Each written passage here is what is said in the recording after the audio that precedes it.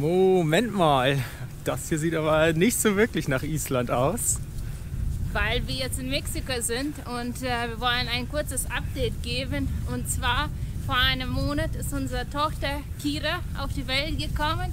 Wir freuen uns riesig, es hat alles wunderbar funktioniert und jetzt den Monat haben wir uns schon daran gewöhnt, Eltern zu sein. Funktioniert auch alles gut und jetzt planen wir langsam, aber sicher unsere Weiterreise zu dritt.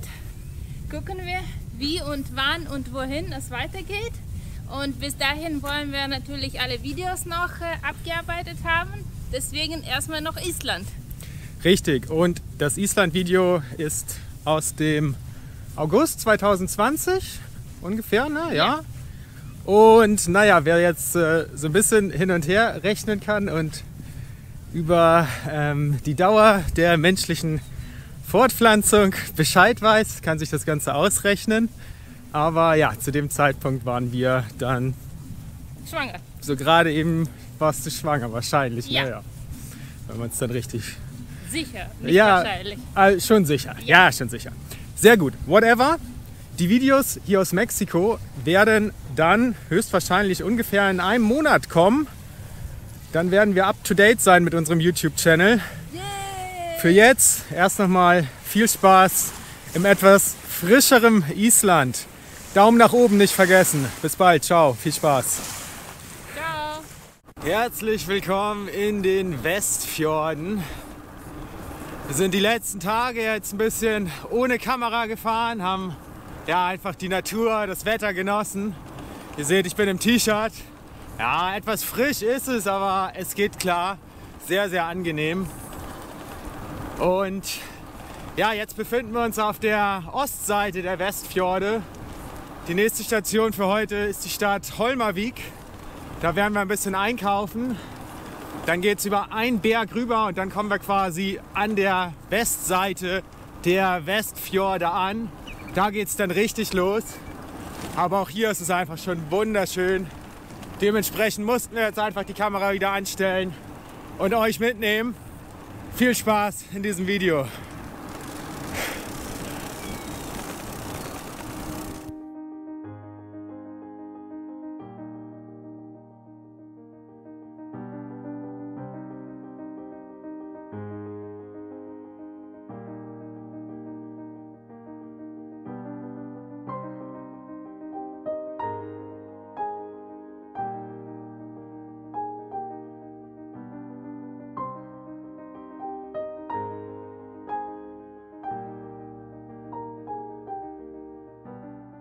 Ja, jetzt haben wir schon die Küste quasi verlassen, also die Ostseite der Westfjorde und fahren jetzt einmal quasi quer durchs Land über einen Berg rüber. Ja, zur Westseite der Westfjorde. Mal gucken, vielleicht kommen wir heute sogar noch an, je nachdem wie hoch der Berg jetzt ist. Mal sehen, auf jeden Fall, ja, da geht es dann richtig los.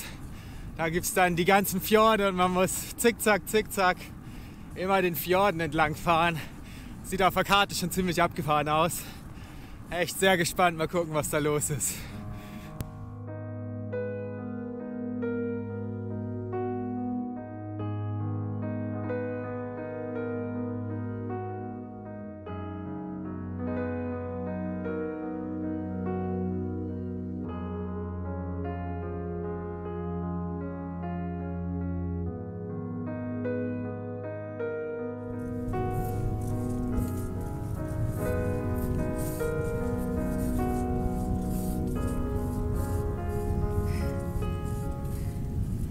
Letzten Meter und dann haben wir das Berg geschafft und hoffentlich sind wir mit super schönen Ausblick gelohnt.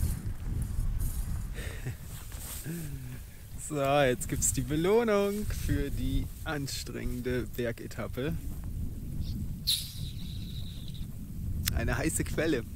Yeah, geil. Gut, ne?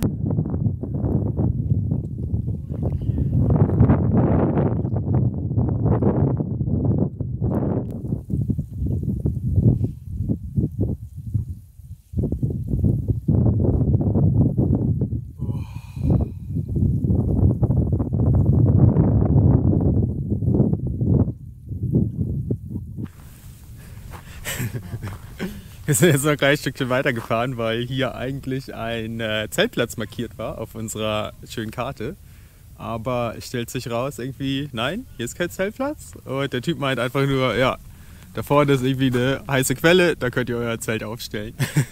Also ist 1 Kilometer oder so sind wir jetzt gefahren. Wir fahren jetzt ein Stückchen wieder zurück und campen an der heißen Quelle und ja, gehen morgen früh nochmal rein und füllen uns hier jetzt einfach nur kurz Trinkwasser ab. Genial, perfekt.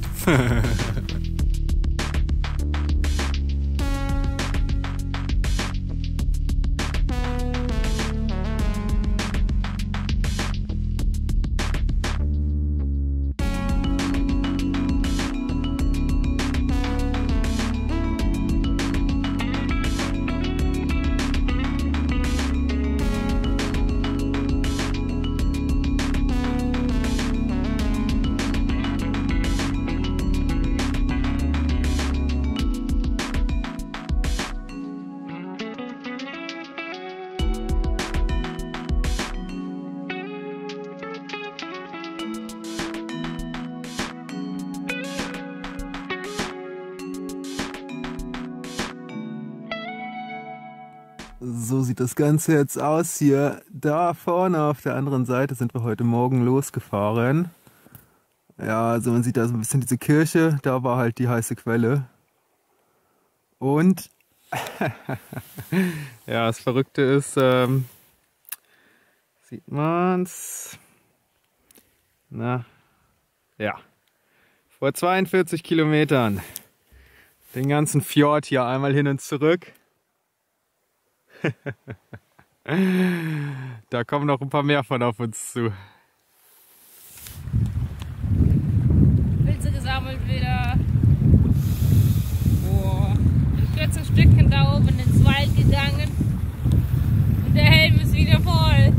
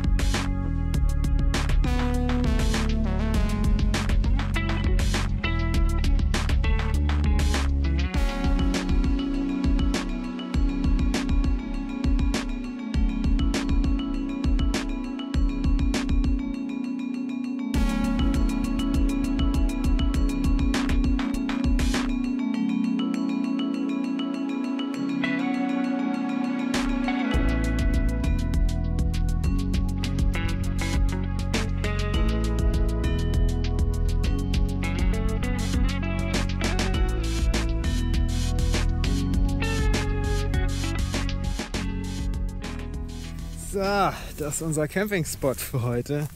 Mega genial. Direkt am Meer. Richtig, richtig cool. Was für ein Ausblick. Hinter uns kleiner Berg und dahinter ist die Straße direkt. Super easy hierher zu kommen. Und ja, jetzt gibt's Abendessen. Gleich zumindest, also jetzt kochen wir Abendessen. Das dauert ein bisschen. Es dauert ein bisschen, genau, es gibt die Pilze, die Olga vorhin gefunden hat. Selbstverständlich, was denn sonst. Wir haben seit kurzem eine Bratpfanne dabei, mega geil. Das heißt, wir kochen Nudeln und braten die Pilze dazu an mit Zwiebeln. Geil. Ab geht's.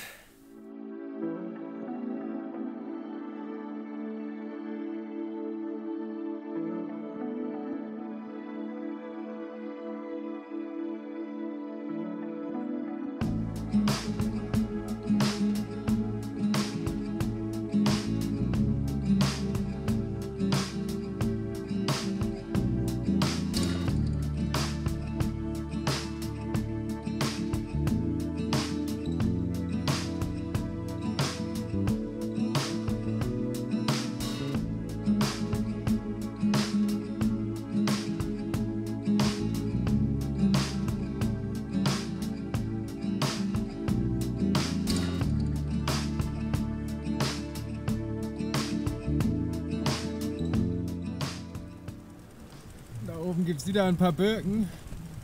Und wir haben gerade wieder nach Pilzen gesucht, aber wie ihr seht, haben wir nur Blaubeeren gefunden.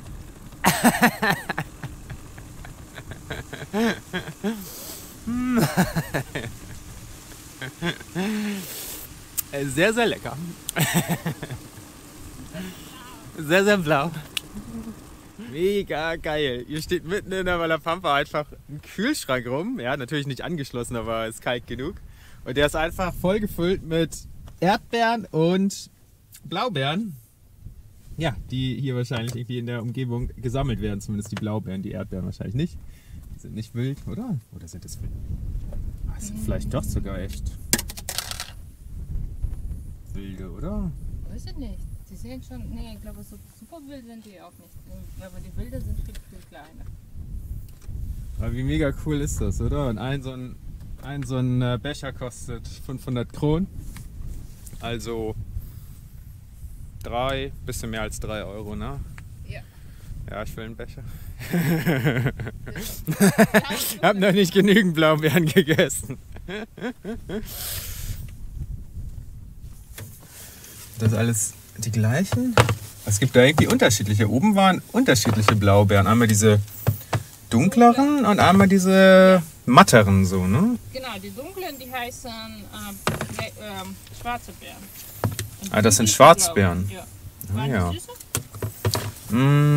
Möglicherweise. Ja. Das sind 1000. Ach so, aber warte mal. Ja, du hast 500er da. Das sind 100er hier? Ja. Die Geldstücke sind 100er? Ja. Ah ja, okay. So. 1000er hier rein. 1000er war das, ne? Und das sind 100, 200, 300, 400, 500. Und so viel eins auch. Jo, ich gucke schon, welcher der beste ist. Oh, jo, der sieht gut aus, glaube ich. Hihi, geil.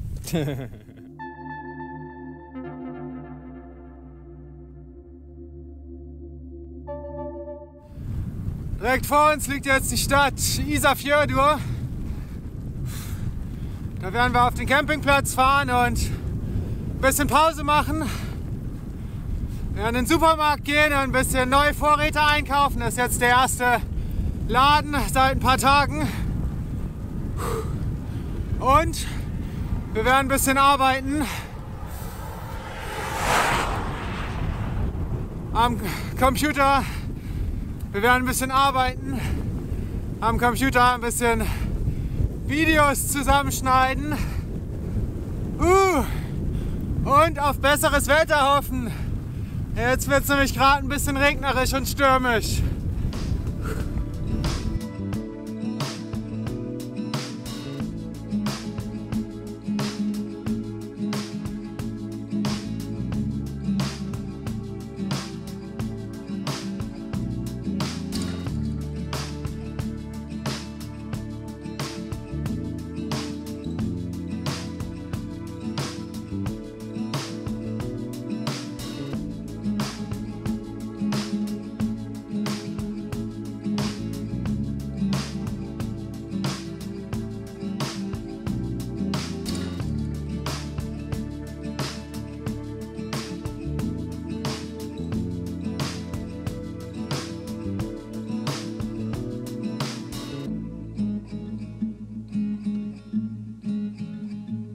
Okay, weiter geht's.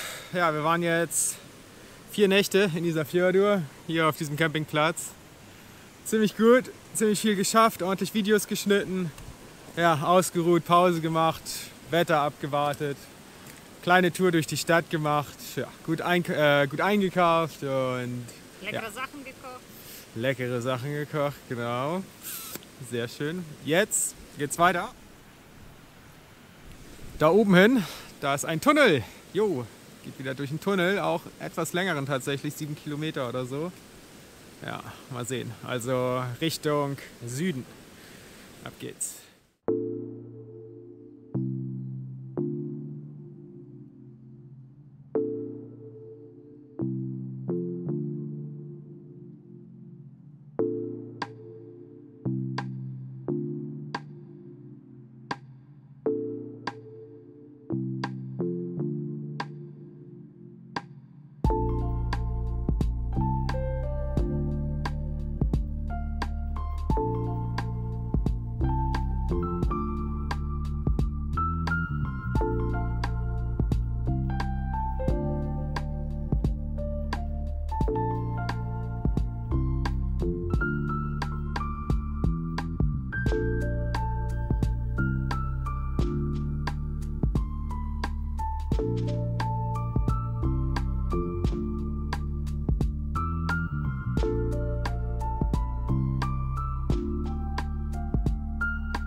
Die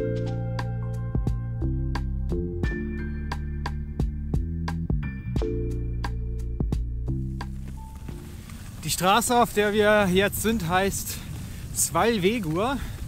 Ja, sind ungefähr jetzt 50 Kilometer gefahren von Ísafjörður und sind schon, ich weiß gar nicht, 2 oder 3 Fjorde quasi weiter. Und diese Straße führt jetzt einmal komplett um diese Halbinsel rum, auf der wir jetzt sind, also die ganze Zeit an der Küste entlang. Und ja, ein kleines Stückchen fahren wir heute noch, den Rest machen wir dann morgen quasi. Also es ist quasi ja, ein kleiner Umweg. Wir haben die Hauptstraße quasi verlassen und das Besondere ist jetzt, dass wir dann morgen wahrscheinlich einem kleinen Stückchen auf jeden Fall auch entlangfahren werden, wo die Straße oder der Weg so dicht an dem Meer ist, an der Küste, dass man nach den Gezeiten gucken muss und aufpassen muss, dass man halt bei Niedrigwasser da lang fährt, weil bei Hochwasser die Straße halt oder der Weg unter Wasser steht. Das haben wir heute auch schon gemacht und ja, Niedrigwasser ist morgen Mittag um 1 Uhr ungefähr. Das passt perfekt und ja, mal gucken. Wir haben schon ein paar Bilder gesehen von der Straße hier, sieht ziemlich spannend aus, ziemlich wild, ziemlich interessant. Die Straße zum Teil da auch in die Steine irgendwie reingehauen und so weiter. Irgendwelche wilden Tunnel so halbwegs. Ja, 50 Kilometer ungefähr, heute und morgen. Ab geht's.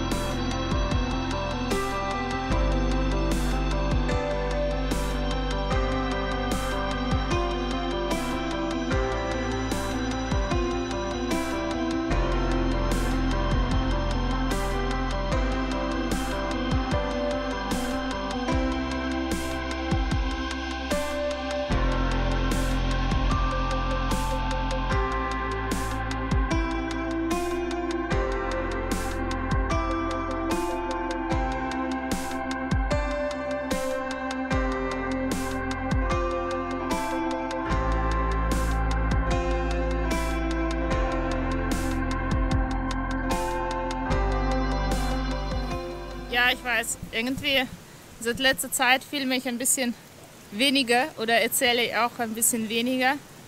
Weiß ich nicht, woran es liegt. Ich habe es nicht natürlich weniger mitzuteilen, aber irgendwie, wenn das Wetter nicht stimmt, wenn das irgendwie so kalt ist oder so regnerisch ist, ja, ich bewundere Michael immer, dass er die Kamera rausholt und dass er das immer macht, aber ich habe echt keine Lust darauf. Ich will einfach nur durchfahren und die Ziele erreichen und deswegen in letzter Zeit so wenig mich selbst gefilmt oder selbst erzählt. Aber es ist mir auf jeden Fall jetzt bewusster geworden oder mehr aufgefallen ist und das will ich jetzt ein bisschen ändern. Ich will ein bisschen jetzt wieder mehr erzählen und mehr meine Gefühle teilen. Gucken wir, ob das klappt. Es ist auf jeden Fall super schön, die Straße hier. Es erinnert an Indien, an Himachal Pradesh, außer die Straße ist nicht geteert und rechts ist der Ozean. Aber es ist auch alles so super grün, diese Berge, diese Klippen und Möwen gibt es hier. Und wir hoffen heute vielleicht die Puffins zu sehen, die Papageientaucher. Die haben wir tatsächlich noch nicht gesehen.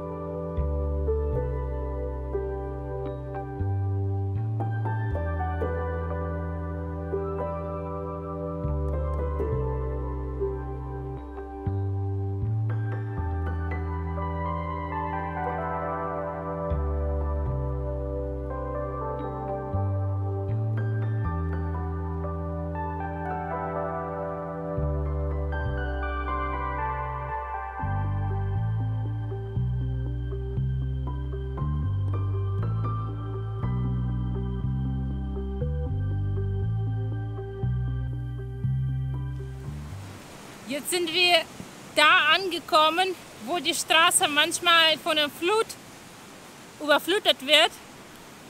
Da hinten ist alles, diese Steine, die super nah am Wasser sind. Und hier, aber wir sind jetzt zum richtigen Zeitpunkt da. Hier ist jetzt die niedrigste Wasser und mal gucken, was für Abenteuer auf uns jetzt gleich zukommt.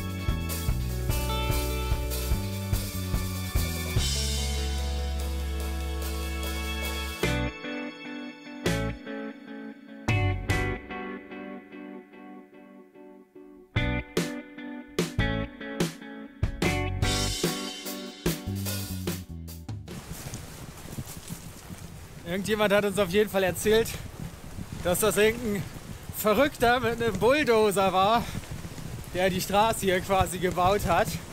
Eigentlich sollte hier nie eine Straße gebaut werden und die Straße ergibt eigentlich auch wenig Sinn. Und ja, irgendein Verrückter ist hier mit seinem Bulldozer lang gefahren. Deswegen gibt es die Straße jetzt.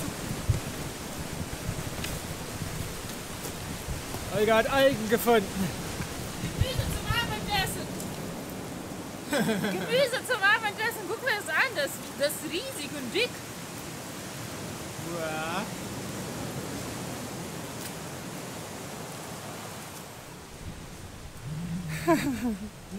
Ja. Echt abgefahren. Das kann man eigentlich nicht wirklich als Straße bezeichnen. Aber soll nur ein kleines Stückchen sein. Ein Kilometer noch oder so, glaube ich. Also insgesamt sind das irgendwie 2 Kilometer, glaube ich. Dieser Straßenabschnitt direkt an der Küste. Dann geht es quasi wieder auf eine normale Schotterpiste. Mal gucken.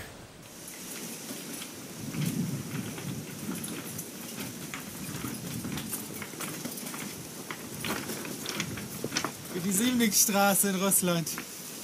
Nur in Miniatur. Ja, da vorne geht's weiter. Genau, da vorne ist schon die Straße. Der Spaß war nur 1,5 Kilometer und die Steine viel, viel zu kleiner. Jo, die kleinen Steine.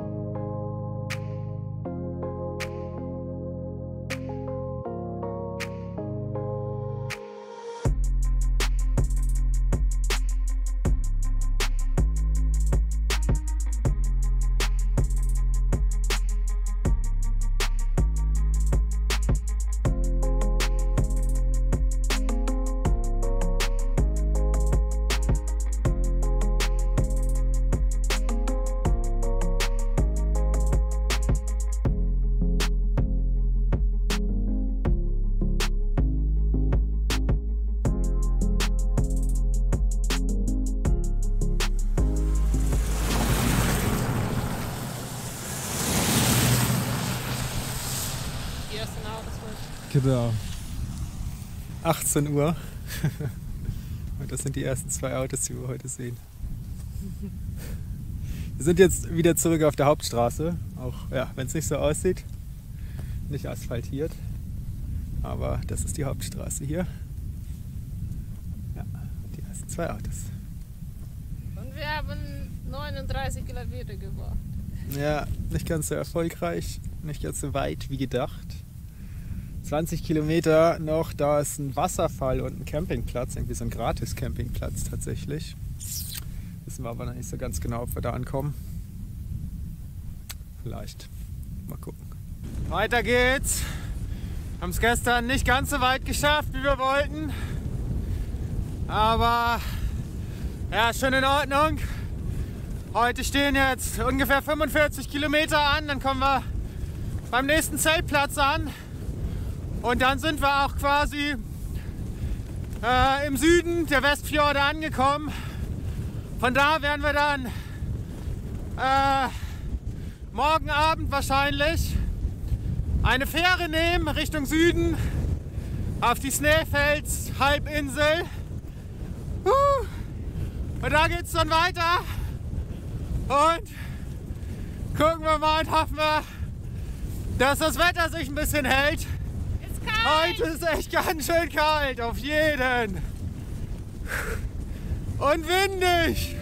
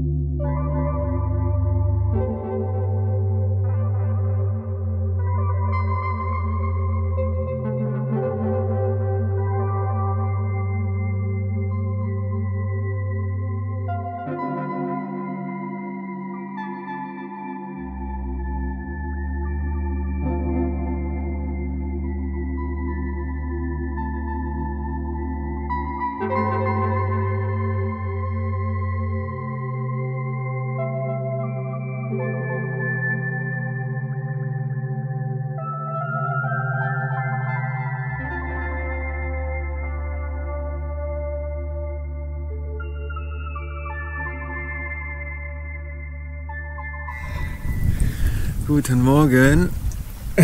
Nächster Tag. Genau, nächster Tag. Wir sind an der Küste angekommen. Und schon gestern Abend den ganzen Abend in der Quelle verbracht. Und jetzt ist morgens früh sind wir wieder hier. Mega gut, richtig schön warm. Mega krasser Ausblick. Richtig, richtig schön. Ja, jetzt bleiben wir noch ein bisschen hier drinnen. Und später fahren wir weiter. Noch irgendwie 10 Kilometer oder noch weniger bis zur Fähre. Ja. Dann verlassen wir Dann verlassen wir die Westfjorde, genau. Es geht auf die Snaefels-Halbinsel. Die ganzen Stadtnamen weiß ich jetzt natürlich nicht. Die sind viel zu kompliziert. Nee, keine Ahnung. Aber ja, das waren die Westfjorde. Hiermit beenden wir das mit diesem genialen Hotpot direkt an der Küste. Boah, richtig schön. Richtig, richtig schön. Wenn euch das Video gefallen hat, lasst wieder einen Daumen nach oben da und schreibt einen Kommentar. Vielen Dank, dass ihr dabei wart. Wir sehen uns dann in der nächsten Folge. In der nächsten Island-Folge. Genau, mal gucken, wo wir die starten. Wissen wir noch nicht. Bis dahin. Ciao. Tschüss.